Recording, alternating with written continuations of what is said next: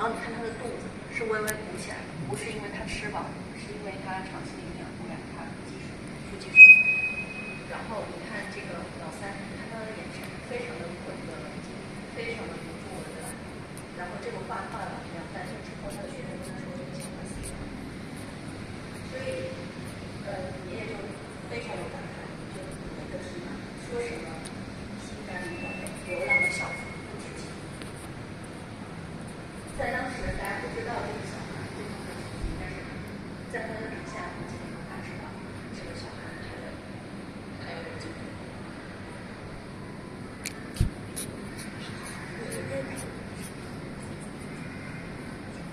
然后我们背后的这个是1937年，河北发了一场大水，所以呢大量的农民他们失去了土地，没有了赖以生存的手段，只好北上到了北平来找工作，讨生活吧，不叫找工作。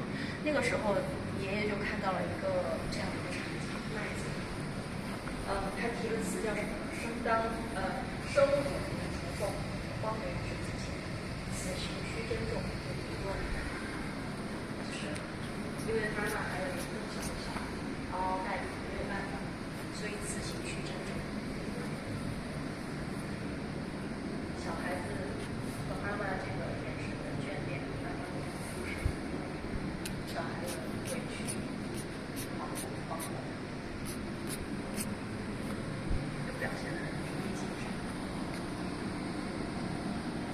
小孩的眼神是那这边呢是一个绘图，其实都是小孩，然后明显你看到一个是有钱人家小孩没钱，对吧？这个是1937年，这个是1945年。1945年的时候呢，我们抗战即将取得胜利，是2个不同的阶段。但你可以看到，不管是哪个阶层的小孩，他们是眼神里头都是一样的那个注，看不到未来。那这个画作里头，尤其是这一幅，它非常的精品，为什么呢？它很难。首先你可以看到这个小孩，你为什么觉得他有钱？他穿着蕾丝的裙子，对不对？但是怎么用水墨画来画蕾丝？在他之前，我相信没有任何一个人能用水墨画来表达蕾丝。而且记得我说的，就是他是先画黑之前心中有白，这个蕾丝完全是空出来的。对，而且这个画为什么是经典？因为它很难。你看它画面上的笔寥寥几笔，对吧？但是它很准确的把这个人物的透视、人物的比例关系清清楚楚的表达出来。即使是放在现在，你作为一个学画的人，你要画一个人是这个侧着的角度来表现出来，它依旧是这样。但是他能够用水墨寥寥几笔的方法表达了出来。你能感觉到这个小孩他应该是有一个好的家庭背景，但是一样骨瘦如柴，一样的眼神迷茫，和37年的这个流浪的小姑娘没有任何的区别，就是覆巢之下安有完卵。每次看到这里，我就很感谢祖国强大，我们的后辈不用遭受这样的境遇。然后背后的这个老道图，你可以看到这个图它残破了一半，对吧？但是我们家里人认为呢，不会去把它做修补，为什么呢？因为这些作品它经历了所有的破损，有时候它的这些构成了这个作品本身的一部分，所以我们希望就如实的保留下来。然后当时这个官方的导览员说大家都知道这个画画的时候，五官当中最难画的是耳朵，然后大家可以看这个耳朵是画的非常的细致，非常的真实，说是最漂亮的一个耳朵。可以往下，其实这里面的文字呢，都是当时一个自己画的时候所写，就是他对自己。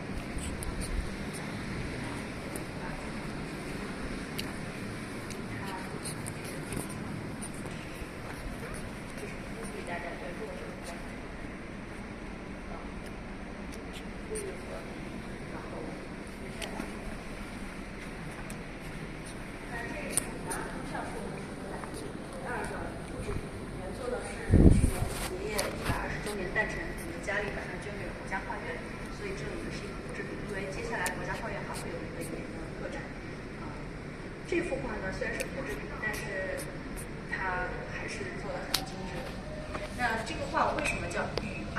像不叫阿 Q 像，是因为这幅作品它是聊天聊出来的。当时呢，在1938年，大家知道，在1938年的时候，男子已经剪了辫子。爷爷在20几年、30几年在上海的阶段，其实他就很喜欢鲁迅先生，可以说是鲁迅先生的奴隶。他也一直想画一幅阿 Q， 但是呢，一直找不到合适的模特。是因为在38年有一天，他在街上就是当铺的门口看到了有一个长长辫子的人，穿着一身冬天的连衣服呢，当出来变成这个样子，就很好奇，所以就把他邀请家里做研究室聊天，聊着聊着，就决定开始为他做这幅画。那聊出来的内容是他的经历上其实是有关系，就他本来是西山，就是北京郊区的一个农民，然后呢，机缘巧合下遇到了西藏的第一国，所以他就在这个家里面做一个西西，我第二天上来就是有点上，后来就在他结婚娶妻生子之后，这个英国人他所以他一下就有了生气，但是这个时候我们就有很多觉得我是是为了专为为什么他这个，所以就开始各种变卖自己的家产。所以这个画作呢，是反映了他当时回忆自己怎么走到今天的这样一个状态。因此，你看他的嘴巴好像是在在说话，眼睛眼神陷入了深思，甚至是你看他无意识的搓了把自己的手腕给搓红了。然后包括刚才那个梁老师给我们讲的，你看他面部人物的阴影，你怎么让你觉得这个人真实，对吧？一个是他的白描非常的精准。然后第二个就是它的皴擦，就也非常的真实，非常的巧妙，所以它是一个精品。然后这个人为什么也很符合阿 Q？ 阿 Q 是个文人呐，但是鲁迅先生说什么？哀其不幸，怒其不争，就是我很同情你的遭遇，困顿的遭遇，是因为这个国家的破难破碎导致的。但是我也怒你不争，你有手有脚，你为什么不去种田？你为什么不去做一些别的事情？去跟孔乙己是一样脱不下的长衫。因此，虽然他是个农民，但是他在精神状态上是和阿 Q 高度契合的。然后旁边的那两幅呢，是70年代的时候鲁迅先生他的这个全集重印的时候，爷爷给他做的一个插画。就是那一版的鲁迅全集里面的插画，应该都是爷爷画的，就是包括祥林嫂啊，还有一些其他的人物形象。然后接下来想说的是这个田园，然后干戈后，他用的是他至少结过婚，比阿 Q 好多了。这个画作创作时间是1941年。其实这一幅画和前面我有图叫前流民图。爷爷的创作，我自己认为非学术，可以分为大致分为3个阶段。就49年以前就是流民图阶段，流民图正式创作之前叫散流民图。那这个就是一个节点，因为这幅画你看，它首先比所有的画，前面我们看所有的画幅要大很多。因为他觉得，我想表达的我的愤怒、关切、我的同情，实在太多了。我需要让我的作品更有震撼力、更有冲击力，把画得大。所以这幅画是真人等比的。大家知道流民图有多大吗？流民图是有2米高，27米长，全部是真人等比大小。然后第二个是这幅画作上的模特是他第一次是自己拼组上来的。就以前的模特就是那些他们本来3个是一组，他就是一组。这个爷爷是请了3个人分别的来到现场做的画，因为他要表现的是什么？就是一个在动乱年代下一个真实的普通的农民家庭的结构是什么？主要的劳动力夫妻是不在的，打仗死了，征兵被抓走了，亦或是怎么样？所以家里只剩老弱病残。但是等他画完这一幅作品之后，他发现依旧不够，这个作品依旧不能够表现出他所看到的形形色色的苦难，因此他下了决心说：“我要画一幅更大的画。”好，那这里我们讲一点画展以外的一个故事，家人限量版，就是流民图的创作给蒋尚和先生带来了极高的成功，但是也因此让他背上了一时的骂名。这个骂名是怎么来的？我想今天给大家去讲，包括现在大家在网上搜，可能还会有人说：“哎呀，他是日伪政府下给日本人卖命的，等等等等。”作为家人，首先我们不屑于辩论先生的作品是宣好的，对吧？但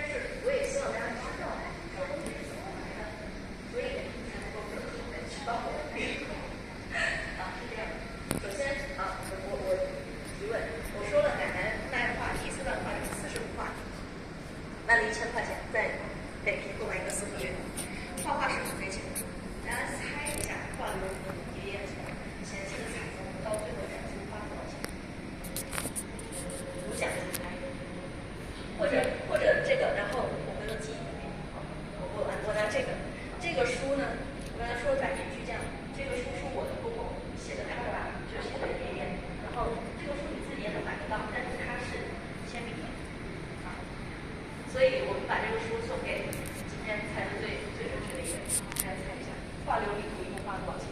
起码都10万法币吧，10万法币。10万法币，还有吗？200、5000。你要知道，1000块钱已经购买一个房子了。基于这个，你去看，2000，好，还有吗？500、5000，好，还有没有才6000、2万？好，那好，这2位有猜的吗？5万，1万5。花了5万，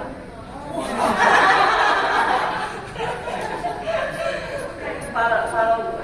好，那爷爷一辈子其实都很贫困，他一辈子都对自己的生活维持了最低的生存要求，所以爷爷到了78岁的时候就78岁。然后我也说过，他画画，别人请他画画，他是会不赔的。但是为什么他依旧很穷？就是因为好，他画这么大一幅画，是从自己哪里来的？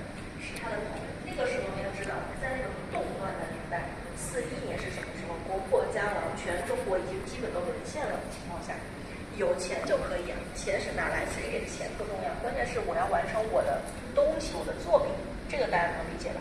好，这个时候他的一个朋友就帮他去找了一个人，这个人是谁呢？叫殷童，是当时建设署的督办，同时他还有一个身份是新民会的副会长。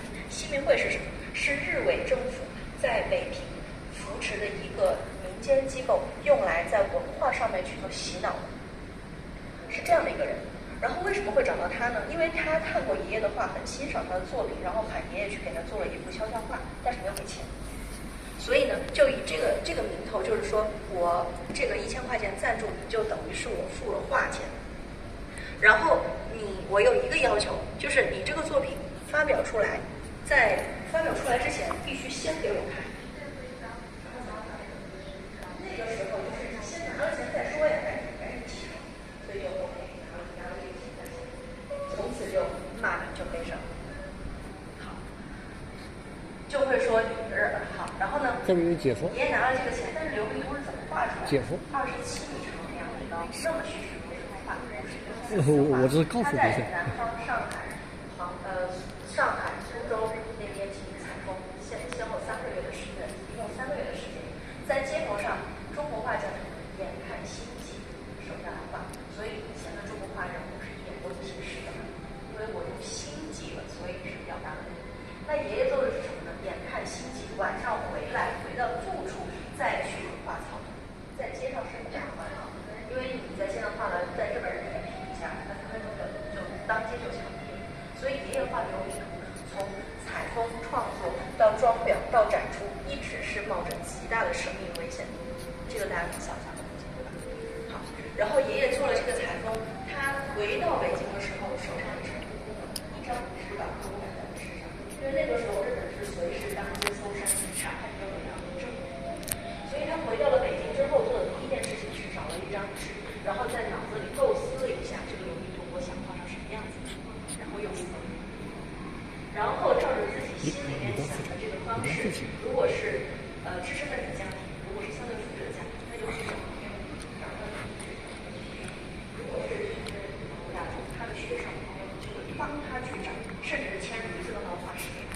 但是他的画创作依旧是很艰难的，因为那个时候他当时已经在当时日伪政府办的那个学校里面当老师了嘛，旷课了3个月，所以当然这个学校里面的日本人的奸细就会去问你这人干什么去了。所以从他创作这个画开始，就会发现他的画室里面经常会有陌生人来转一圈，因为他画室从来不锁门。所以他这个画呢怎么办？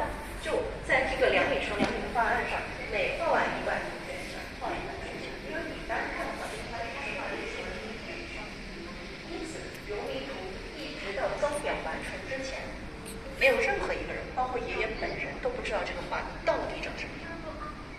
所以现在我们说啊，他的构图怎么好，怎么巧妙，等等等等，你要知道，这一切都是在他脑子里完成的。最后这一幅27米的画作画了100多个人物，他把这些稿纸拿到宝华斋去装裱的时候，师傅也傻眼了，没裱过这么大的画，没那么大的案子。最后怎么办呢？就联合旁边家一起连夜把自己那个门口的路扫干净，连夜装裱。完了之后呢，拿回就在早上把它接起来的时候，就隐约被路人经常看到。拿回去了之后呢，宝华斋就把自己墙面上挂的所有作品全部摘下来，然后画面的那一边就朝着墙，然后把它阴干，是这样一个过程。在这个过程当中，还记得启动资金谁给的吗？殷童。殷童就一直在问你的作品怎么样了，快拿来给我看。那怎么能看呢？那幅画的画眼就是直白的说是妇孺在那里抵抗轰炸呀，直白的在骂日本人，怎么可能给他看？焦灼的不行，觉得这怎么不行。记不记得我说过，我们家爷爷还是有点运气在身上。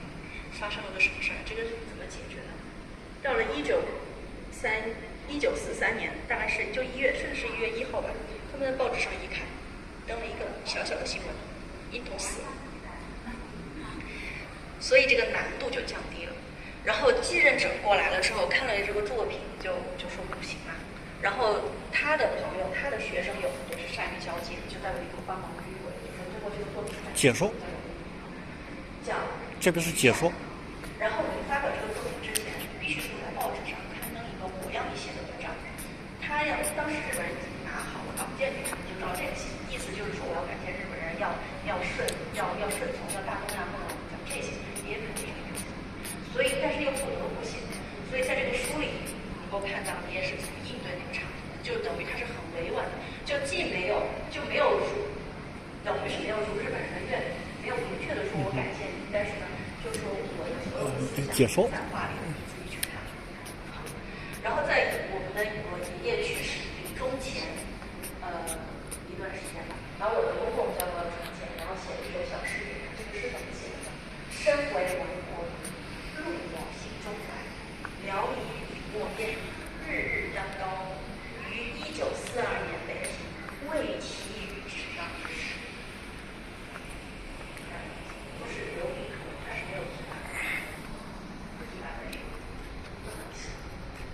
所以讲到这里，如果说，所以大家应该能理解，就是作为一个家属，单单看到还有人说蒋兆和先生这个立场有问题是蛮多的，我们是不确定所言，因为心里一样的人可以从越来越不同的角度去来帮我们面向光明纠缠。然后这里就是同时期的一些作品，我时间有限，所以我可能没有办法一一讲到。这里稍微提一下，我们稍微还原了一下当时爷爷在北平的这个画室，其实也没有什么好玩的，家徒四壁，只有一个床板，一个画板和桌子。桌子上大家看到那个雕塑了吗？那个是谁呢？是那个雕塑是黄振之。黄振之大家记得吗？就是那个上海蚕丝厂的商人，给了他很大的帮助。所以爷爷当时从上海到北平的时候，身上没有带什么作品，把大多数的作品全部都留到黄振之家里，但是他带了黄振之的雕像。这个黄振之的雕像就从此跟了爷爷一辈子。后来，爷爷应该是离开了上海之后，就再也没见过黄老先生了。但是很遗憾，他的作品呢，就在战火当中全部都毁掉了。就他早期的作品，在黄振之家里全都毁掉了。好，然后这个墙上的画作虽然都是复制纸，但是有一部我稍微提一下，就是最下面，然后最靠墙，就是最左手边这个戴眼镜的老奶奶。这个画叫什么呢？叫冯琼，是蒋兆和先生的第一幅水墨人物画，第一幅。然后他把这个作品送给了谁呢？徐悲鸿，因为徐悲鸿是他的伯乐，也是他的亦师亦友关系嘛。徐悲鸿收到这幅画之后非常非常喜欢，喜欢到以至于把这个右上角的题跋给挖了。你可以看到的上面的字跟其他的题跋上的字体不一样。徐悲鸿在上面写了什么呢？赵和早期作品。然后下面写了什么呢？初辟西晋，便睹雄峻不凡。好，那我们再接着往前，因为时间很紧。那这一幅画稍微说一下，这个是爷爷仅存的不多的，甚至可能是唯一的一幅合作画，就是除了和奶奶以外，这个叫小家弟，画的是友人家的女儿，和谁合作呢？这后面的柳，大家看到左上角，大千居士古柳，张大千画的柳，然后题字和这个小女孩胸前的蔷薇是一个叫邱石民的画家做的，他是当时他所毕业工作的学校应该是校长，但是死于战火，所以后世呢知名度不高。当时爷爷和张大千的关系很好，后来张大千去了台湾之后，还多次写信给爷爷，邀请爷爷去台湾，但是爷爷拒绝了。这幅画你也可以看到它的装裱上面已经破损了，但是我们家就是认为它所有的破损的经历都是画作的一部分，所以把它保留下来。这一幅画比较少见的是，今天我们比较少见的一幅，就是它没有刻画苦难，它就表现的是普通大众的日常生活，叫一乐也。这个画就画得很传神。掏耳朵的人，我都感觉他的脑袋一点一点随时要掉下来。然后这个负责掏耳的小哥就感觉这个眯着眼睛要小心的下手，对吧？好，然后我们再看这幅伤兵。爷爷的作品很少直接表现跟战争完全相关的人物。那一幅是这个伤兵，还有一幅就是我发给大家的，那个群里面的叫“爸爸永不回来了”。这个伤兵是在1940年的时候，在朝阳门外，他看到了有一个拄着拐杖、断了腿的人徘徊，然后把他请回了画室要作画。当时这个伤兵就不能进入状态，也无法理解，就没有见过画家，因为画家一般都是有钱人，画的都是有钱人爱看的。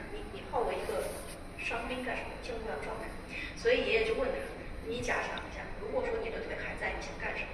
所以这个人他就一下进入状态。你看他的眼神就好像在遥想这个战场，那嘴角这么一个轻蔑的微笑，就好像说：“我要是有腿，我再杀几个敌人，对吧？”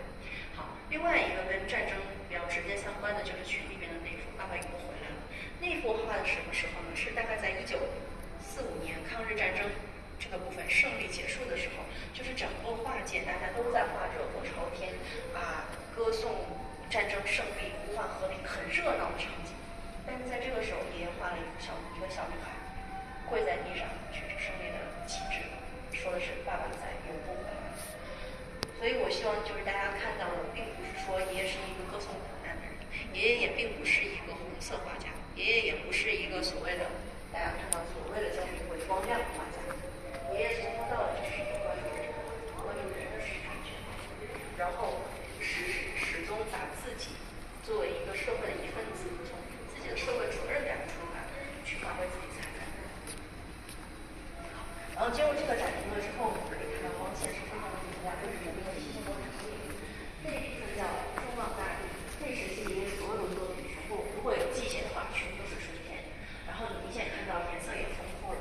然后呢，这个人物的脸上也圆润有红光了。对于家人这一幅，我们作为家人来讲的话，就是稍微说一下，就这一幅放学归来，写信给最可爱的人。其实这一幅画画了好几稿。在那个中央美院中专或者是还是国家国收的那一幅不是这一幅，那一幅是齐白石题过字的。这幅创作背景就是当时有一天我的大姑姑突然回家，放学回家，兴冲冲的书包都没打开，就把毛笔拿出来要写，因为那个时候已经不用毛笔写字了。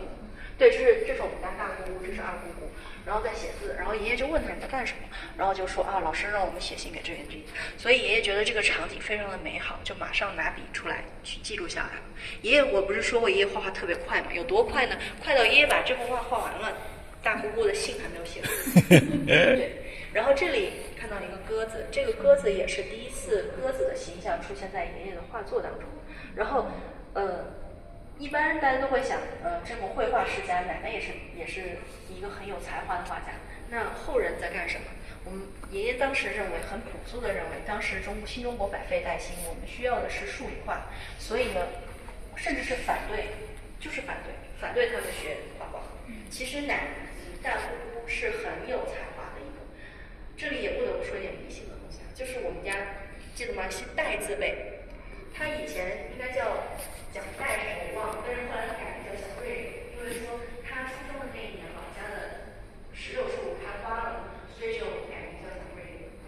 结果呢，大姑姑其实我们家成就最高的，画画好，然后又聪明，当时是那个合肥的中国科技大数学系的，他的老公后来是数学系的教授，但是他英年早逝，27岁因为医疗事故去世了。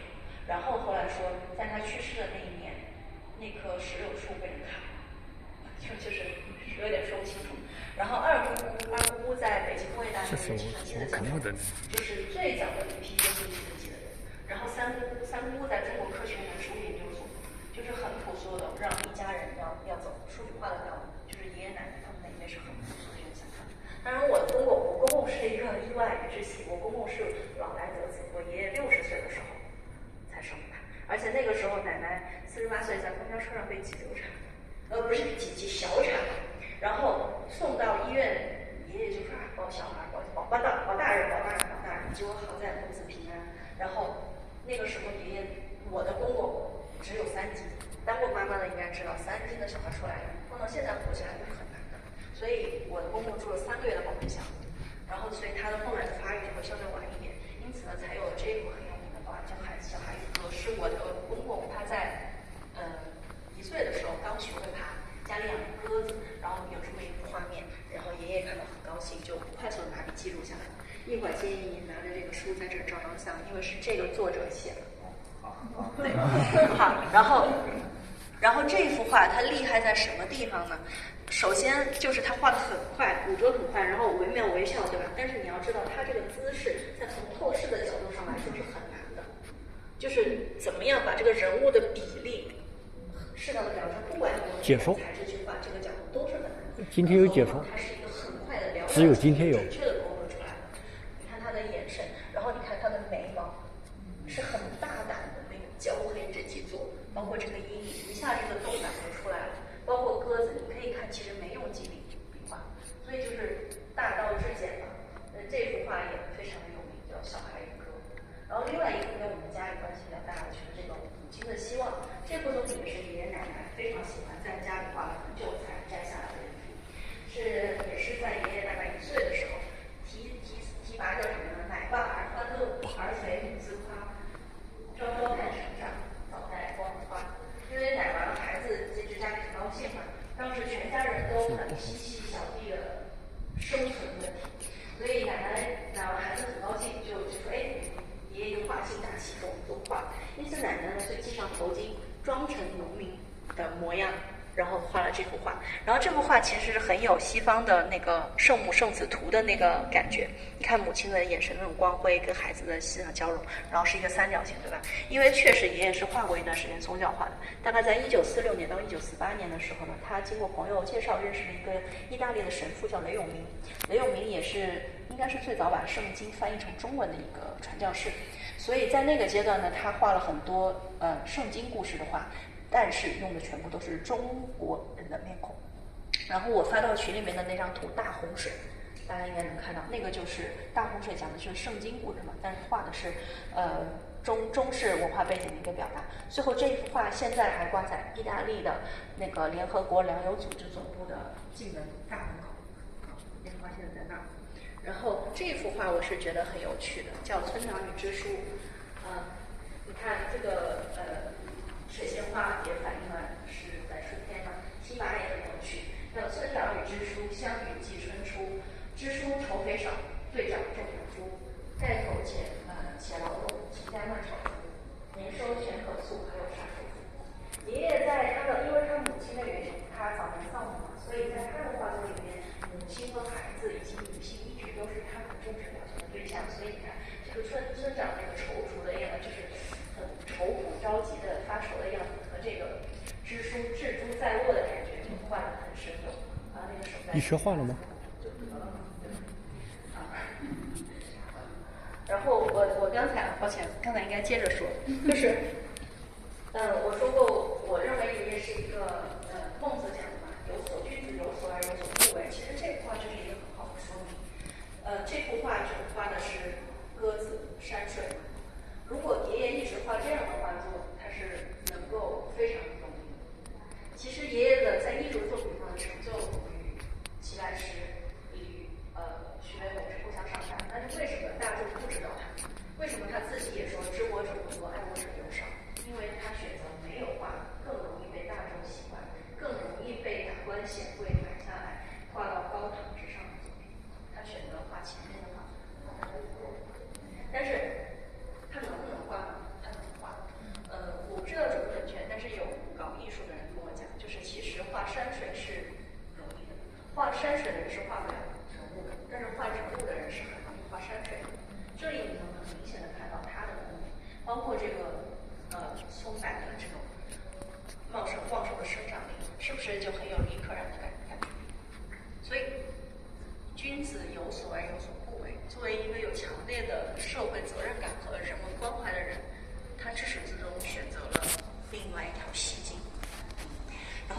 话也可以稍微说一下，就是爷爷我们是说他是一个一直在勇于创新的探索的人，对自己有很高的要求，这个也跟奶奶的鞭策离不开。这是一幅大画，其实它本来会是一幅更大的画，可能会有原作可能会有2米甚至更高，但是为什么是3节呢？因为爷爷他晚年他想画一幅就是歌颂新生活的，表现大家很这个积极的新人面貌的作品。然后这幅画画完了改完了画，就不停的被裁改。为什么呢？因为奶奶不满意，奶奶觉得你构图太松散，瞧不上。但是为什么又完成了？因为我说过，爷爷一直都维持最低的生存的要求，他很瘦，很身体不好。那个时候性格嘛，所以呢，就他的体力不能够再支撑他画大画，所以这是他的最后一幅未完成的大画。然后在这幅画作里头，你可以看到这是叫什么春茶。少女们去田野里，就是去茶园里采茶，怎么用中国的笔墨去表现茶，表现春茶，怎么把人和茶结合在一起，就是你从这些笔法上能够感受到爷爷又在探索一点新的东西，就是他那个时候已经70、80、70多岁了。